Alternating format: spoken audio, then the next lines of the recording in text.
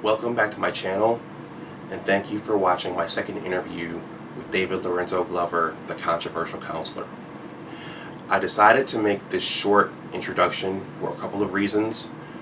First, I decided to cut our interview in half to create two videos. I thought that it would be a more enjoyable viewing experience for you, the viewer, if you could watch two smaller videos as opposed to one large one. And as you'll see, David and I spoke for just over an hour. It also takes a while for large videos to upload onto YouTube. Because of the subject matter, I think I was a little more hyped than usual in this video, and I'm moving around a little bit more in my seat. And I think that going forward, I'm going to have to troubleshoot the camera settings whenever I do a Skype collaboration like this, because I think I looked a little choppy in terms of the sound and the actual video footage of me. David looks perfect, but my side looked just a little choppy. Regardless, what David and I talked about was very clear, and you can hear everything, and I hope that you have as much fun watching this video as he and I did doing the interview. I'm going to leave the link to David's book, Cocktail Conversations, in the description box below, along with two of my own essays, which I think are highly relevant for what David and I talked about in our this second interview between us. I just got my own copy of Cocktail Conversations in the mail a day or so ago, and I'm looking forward to reading it. If something David and I talked about in this interview resonates with you or speaks to you, please don't hesitate to leave a comment in the comment section below. As per usual, please like the video, please share it, and please subscribe to my channel, and enjoy the interview. Bye-bye.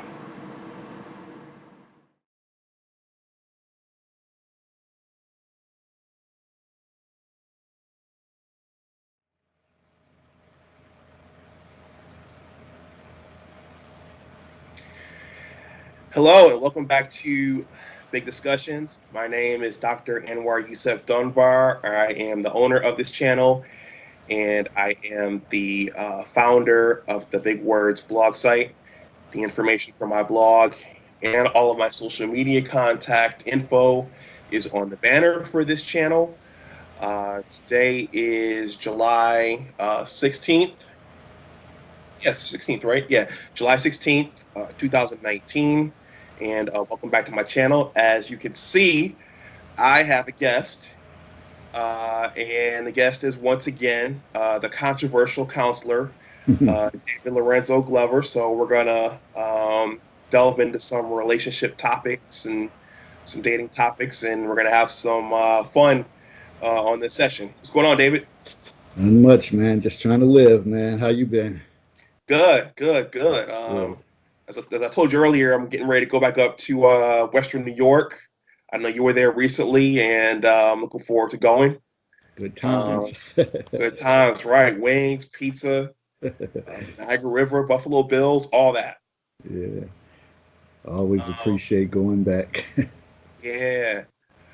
Um, okay, so there's been a lot going on in the relationship space, particularly.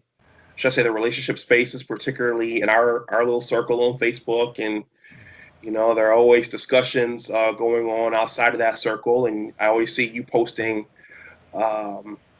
pictures and memes and getting the discussions going.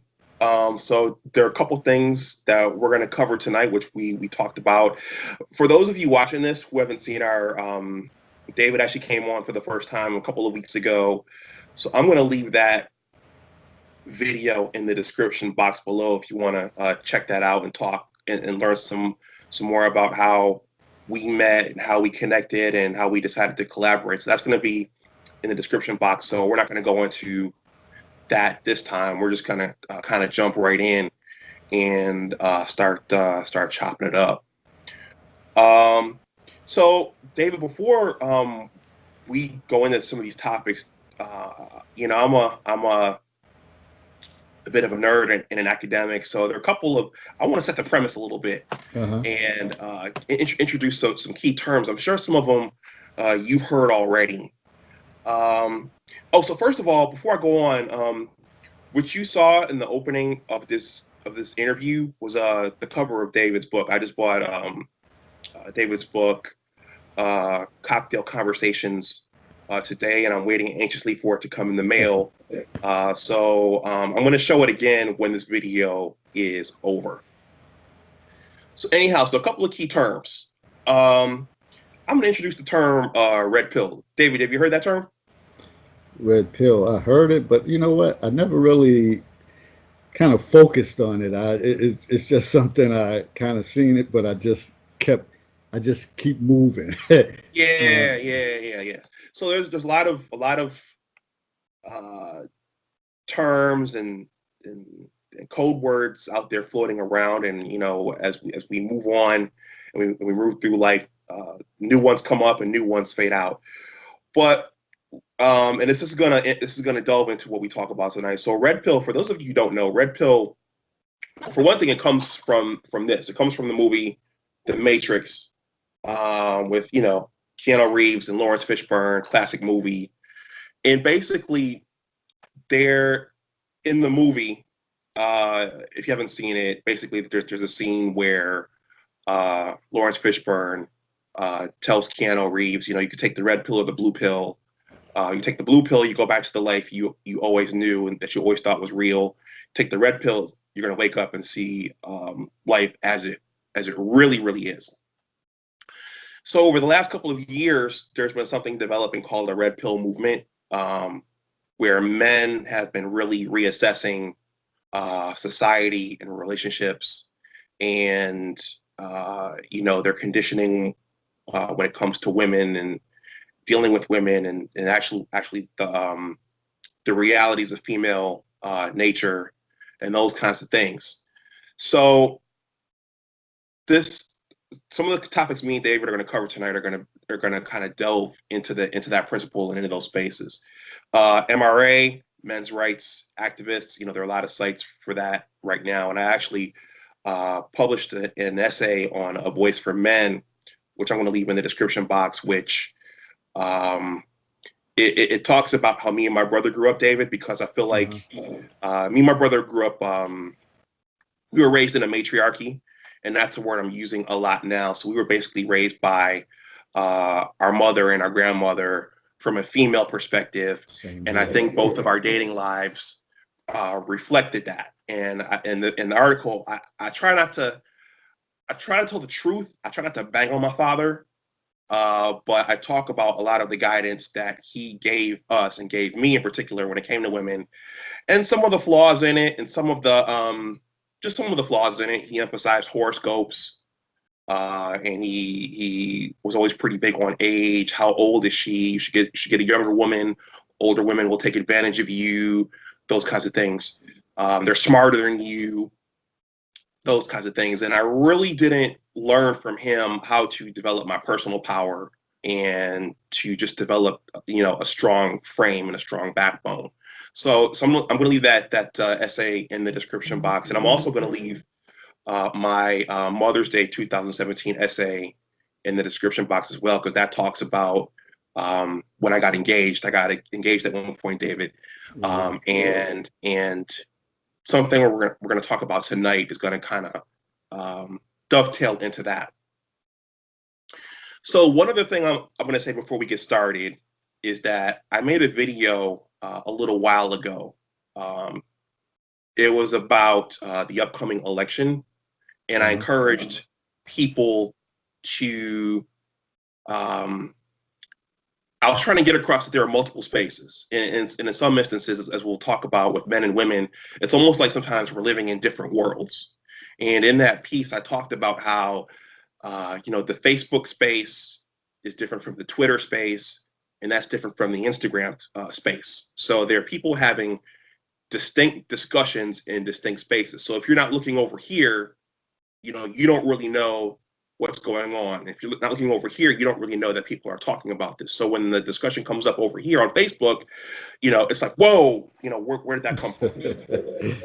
And you experienced that. I'm sure you experienced that as well with one of the things we're going to talk about.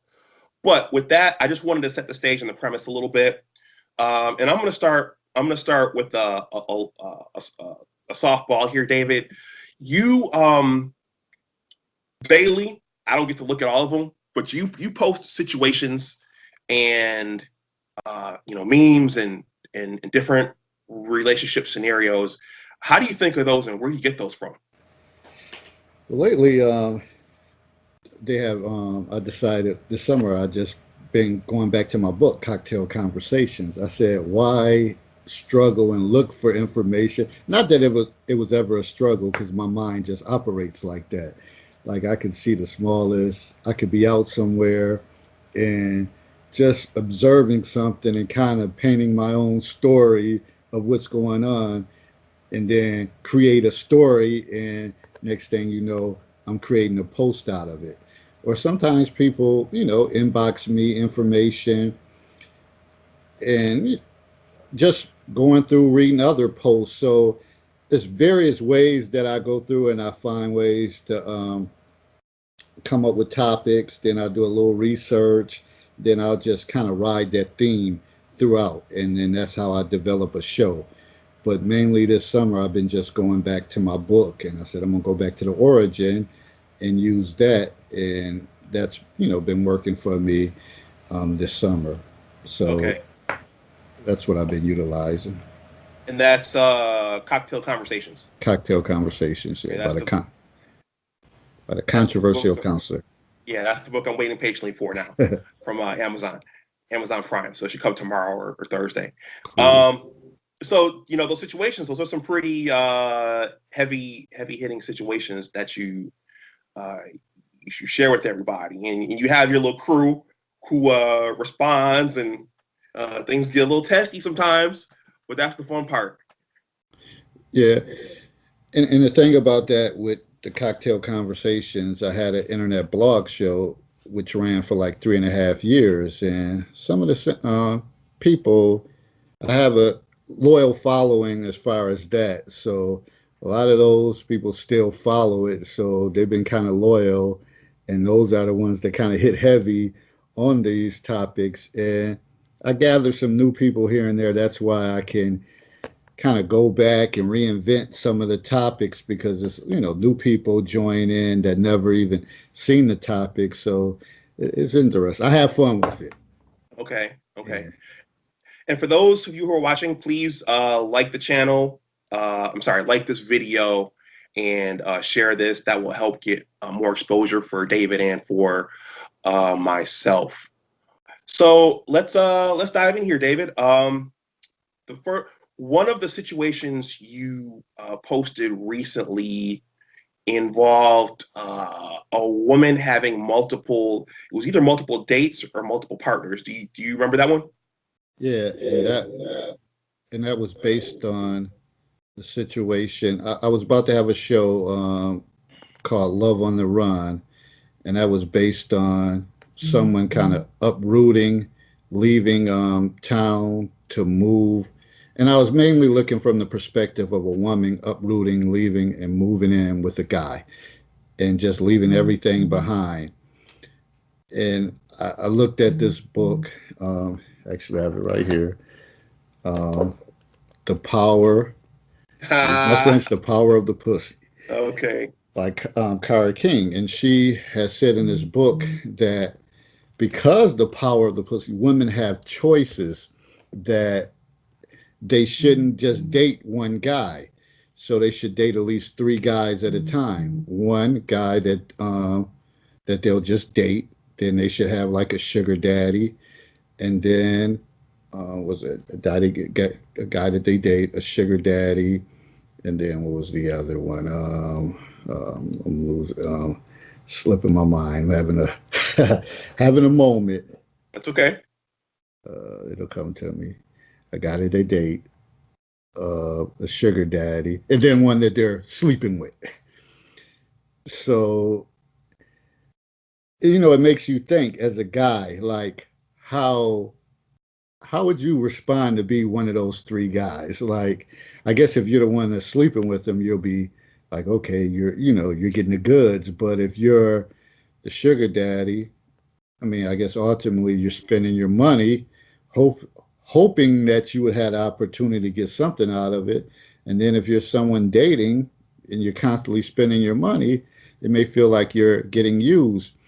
So I kind of tied that in with Love on the Run because I was saying if you're going to uproot and leave everything behind, you got to make sure that this is the right move for you because a lot of times you make that move and if it don't work out, then you have to come back and you could have lost everything and how do you respond? And a lot of people never come back after that or it takes them a while to get back on track. So that's where I got made me post that. Okay. Okay. You know what I thought about when you were describing that? I was thinking about Spike Lee's She's Gotta Have It. Yeah. I didn't see the new one, but I remember the original. I remember that she did I think her name was no something Darling, Nola Darling, something like that. And she had Mars Blackman and she had the two other guys. Hmm. And so controversial counselor, do you find that that's common? Um in terms of women and having multiple. I've heard that there's that man who can lay it down, blow her back out a little bit, and then there's the man who's got, who will take her out, and then they're different men for different things. Yeah. Basically, is the theory. Yeah, and I think it depends on the state of the woman. Some women, they might be at the point that they have low tolerance, so they'll say they don't have time for the foolishness. They only can handle one. But I think when we were younger, it was women they were playing this game often, Hmm. um, and many times it was the guys who had the money who had the upper hand. And being like a broke college student, obviously you may struggle in certain areas when it came to competing with guys that had money, whether it was they were dope dealers and you were a college student. I mean, we might have had the gift of gab or the conversation, but essentially, if you're a female and you're a college student and you're struggling on campus and somebody can take you to dinner, give you money, we would lose out to them. So, I mean, the game has been around for a while. And then actually, it was this other book I read, The Rules Game, and it was these older white women. I think name was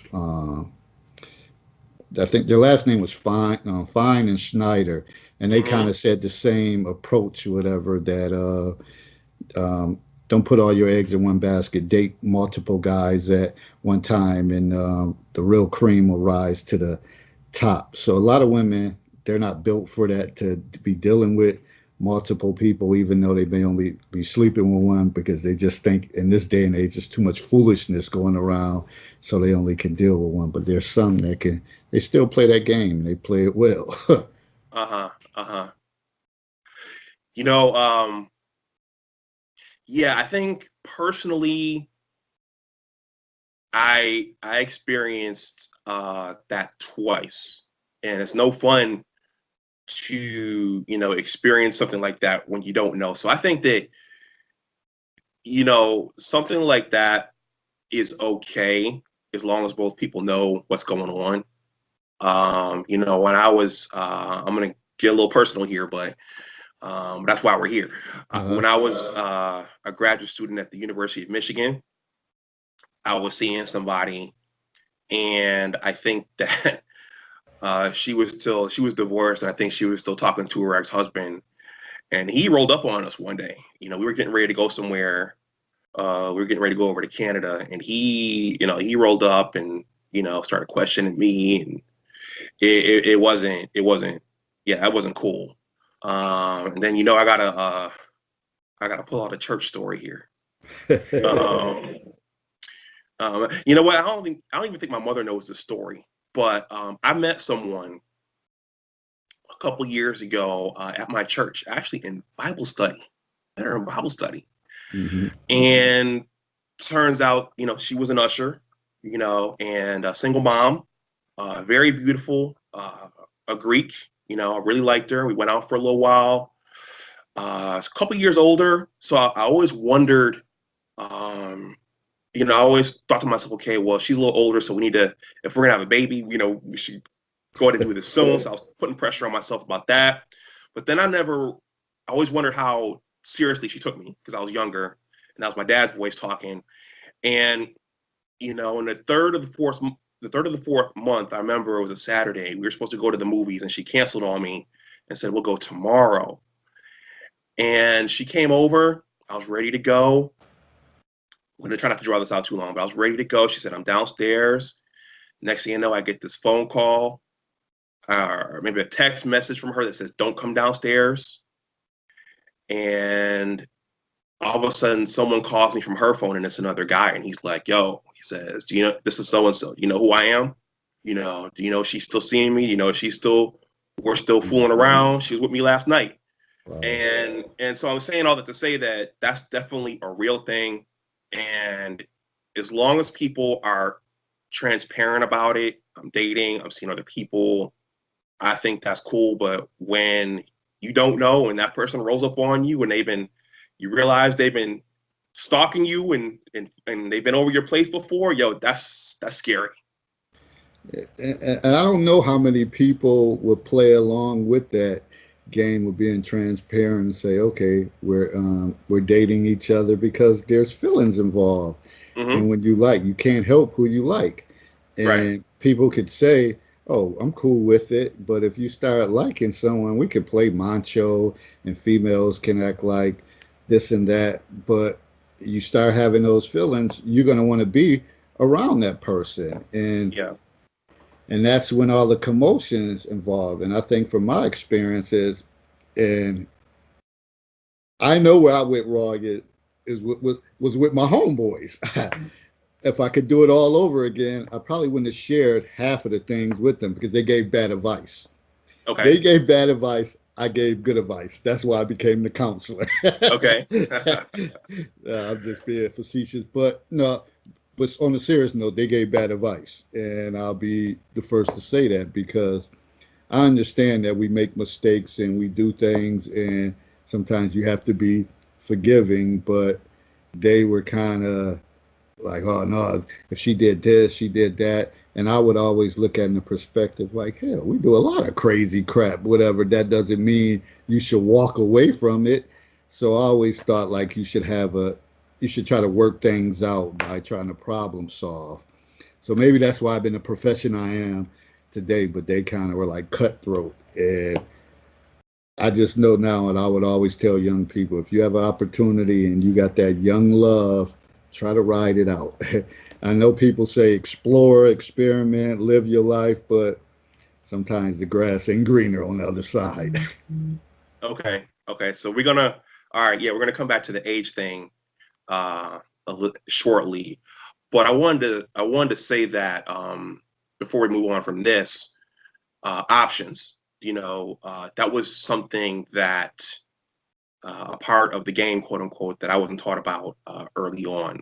From Definitely wasn't taught from my mother about that, and I don't remember my father talking about that. And what's interesting is I was seeing someone maybe about 4 or 5 years ago, and we went to go see a counselor, and we didn't last all 6 sessions. We got into our second big fight. We split again, but the counselor told me, who was a black woman, she told me a bunch of different things, but she said, you might want to have some options, learn that part of the game. Don't be so available all the time. And it's an interesting thing. You might have experienced this yourself. Um, when you're not available, when you're not as available, and when it seems like uh, other women want you, that just makes you more sexy. I mean, it's the damnedest thing. Yeah, that is true. So, okay. So let's move on from that. Was there anything else you want to say about that before we move on? Yeah, because I think people take advantage of that when they know if you're sitting around and you don't have anything to do, they're gonna sort of like treat you like crap. But if they know, like, okay, he could be there, he got choices, and I always make parallels with my students. I like when you got options, it's a different feeling. You feel like nothing's holding you back, and that's the same thing in relationships. I talk a lot about it on any of my when I go live or any of my shows. Like you have choices. You feel like you're in control of certain situations, and people they have to kind of follow suit when you got options because they know, like they have to kind of fall in line. They can't just do anything because they know that like he could step over here, step there. So they're not gonna get reckless. No, no. And I tell you what, man, it's I've had those sleepless nights, and like R. Kelly said, I can't sleep, I can't eat. I've experienced that, man, and that's a bad feeling when the love between two people can be good, but when you're in something unhealthy and you don't know that you can leave, and you're just hanging on to this one person and they're just kind of dragging you through the mud, that's a bad situation to be in. So there's a balance there between uh, you know being confident in yourself, having options, and being content in whatever it is you're in. Yeah, and I think that's why people who balance out their social life with professional goals and things like that, it makes things better. Like if you put everything into your relationship and don't work on personal or professional goals, and if something goes wrong and it crashes, you're gonna be in a bad situation. But if you're ever to tell somebody that you're dating, you're or in a relationship with, look, I got this going on. I'm working on this book. I got these speeches to make. I got to travel here or there. Either you respect it or you step away. It's just no other choices. This has already been put in place before you came into existence. So they got to deal with it. Yeah, yeah. So there's definitely you just touched on something there. There's definitely something to be said for a man having a purpose, and that's something also that I had to learn after I moved out from under my parents' tutelage, and that's for most men, and I'm not excluding the women, but for most men, you definitely want to have something that's yours that you can control, that you're building separate from, because you also don't want to separate from her, because you also don't want to make her the center of your universe to the point where if that goes bad, your whole life is just kind of Yeah. crumbles. And I've done that as well. Mm. She's not happy with me, or we've broken up. What am I going to do with myself now? So it's very important to have that purpose and that mission. Yeah. Um, I've been in that situation before with dealing with someone and had a graduate application on the table year after year. Used to love playing basketball. Stopped doing that because I was in a rocky relationship, and then after the dust had settled with that, I was like, "Damn, I'm a damn fool." Whatever. I could have had my master's. Could I wouldn't have gained all this unnecessary weight, and would continue living life. But you live and learn, and you move forward. hmm hmm Yeah, and that's one thing. I don't know that my folks understand right now is that I'm kind of invested in. I've started my blog, started a YouTube channel, working on a book now myself, and those are things that I'm building on my own, and that's my purpose. And I think everything will kind of naturally fall in line around those things. But I think a man should definitely have a purpose, and so moving on. So relationship stress, yeah, it'll either make you put on weight or it'll make you lose weight, make you Yeah. overeat or undereat, and not True that. sleep. Um, so okay, so let's move on. So you mentioned age. And before I ask this question, I remember uh, A friend's aunt once told us that it's best to meet someone in college because once you get out into the real world, that's when you go into the jungle and everybody's been through this and everybody's been through that. And so it's kind of better, like you said, to meet someone young. I think Timmy Wynn looks like he met his wife early. I don't know, but they got something good going on. I think they was always around. Actually, his wife is. I've known her since she was little with pigtails, and she's very close friends with my sister. She's like a little sister to me. Yeah. So I think he met her like after college. But and Niagara Falls is such a small city, so he always probably knew her, but after he got out of college, that's when everything had connected. Okay. So, David, that's the perfect segue into the next question because I was thinking, it used to be that, families, folks grew up in the same town, families knew each other, and you kind of met that way, and now everybody moves around, so you meet people independent of your family. But back in the day, there was more of a natural courting process. uh-huh. So courting. So last week, I think it was, I missed it. But one of our mutual Facebook friends, Aline Gaines, Uh-huh. and for those of you who don't know, I went to high school with Aline, and he's a friend, and we talk regularly. He posted something on Facebook. I'm going to read this right now. Hopefully, it won't take me long, but it's very short, and I think this goes back to what I said in the opening about different spaces, because I think, well, obviously, the women who read it, they were completely knocked back on their heels, which is Alim's style. But it says this. It says, "This is simply my opinion. Courting is for your teens and your 20s, ladies. Once you hit 30, you are too old to be courted.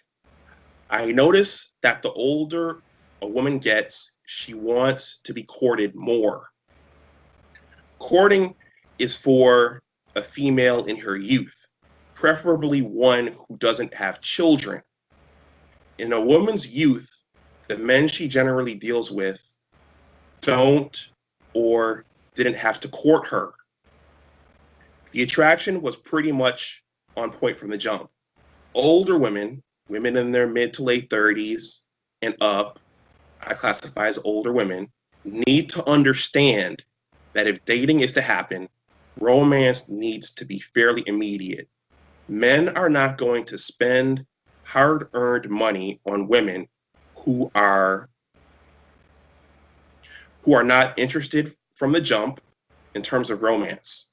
Men don't like to have our time wasted by women, and there is a plethora of serial time wasters among women today." So there's a lot to unpack there.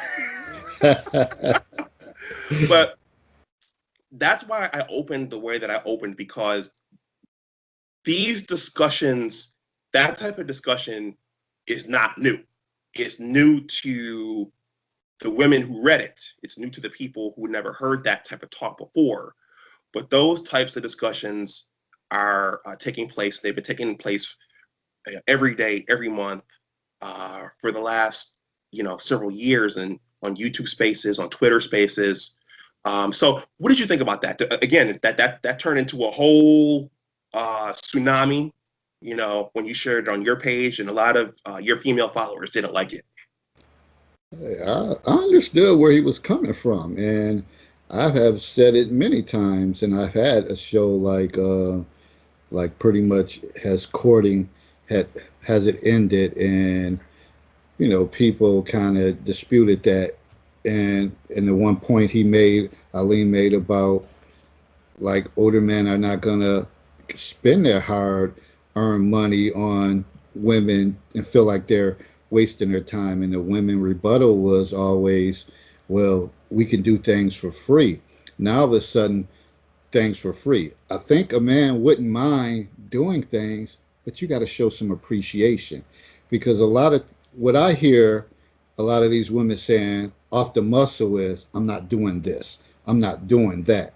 So when you have somebody saying that off the muscle, you already know, like, I'm not putting that much energy into this person because she's already coming off negative.